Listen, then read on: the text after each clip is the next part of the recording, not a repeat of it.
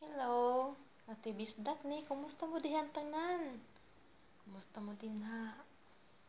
Sa mani,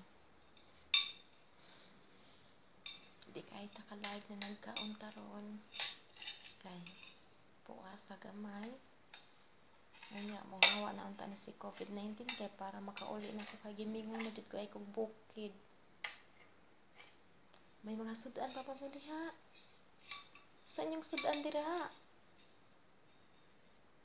Daghan tagkanon kay daghan magbugas lagi panghatag sa gobyerno. Pero ang problema nato ang sudan. Asa ka ta mo kuhag sudan ani usahay kay wa man tay ipalit og sudan lagi. Kay wa tay trabaho. Unya ang dagat usay way panguha na ay isda pero wa man tay ikapalit. Unya ang bukid tig-inil way mga tanom ron. Saan naman lang ni? Mauni ron. Usa ka silingan na binuhing manok. Mingkurok unya nawagtangan og usa duha. Asa naman na ito? Aw. Katong na walang manok, misuri silingan kay wala gi sudan kay daghag kanon. Aw gigut-gutan na to sa liog. Gihimo ta tong halang-halang. Halang-halang lang kay wa may bunga ang mga kapayas ron.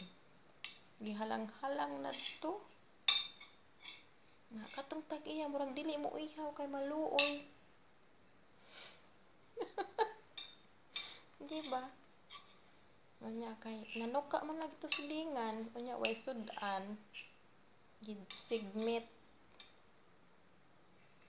May sudan na. Quarantine na to tiyan na ang silingan. Nag-ihap-ihap in taon sa iyang manok kay na mawagtang kuno. Agoy, kapait. Maulagi na yun sao na malangin nato ron. COVID-19, ikaw dyan ang pasmuan ni kay ang mga manok sa usa ka panimalay na nga wagtang. Unya, mingsuri dito sa silingan na wa nakabalik sa tag-iya. Maunang gihimo na tong halang-halang. Di ba? Bitaw no, sudan joy problema ron pero pasalamatan na lang to nimo. Kay katong imong binuhing manok nakasudan sila. At si Bisdak nag-ingon mas maayo na muhatag og sudan.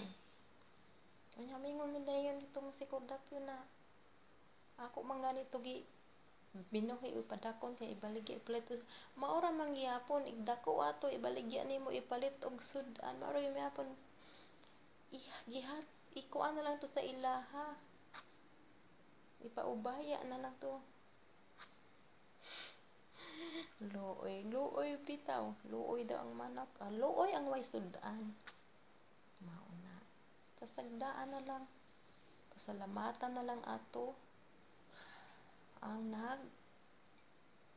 ihaw ato kay naghanam na to sila sudan kaysa imuha.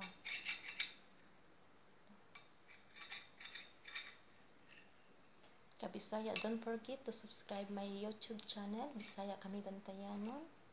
Soon ilibot na mo sa Bantayan Island. Bye.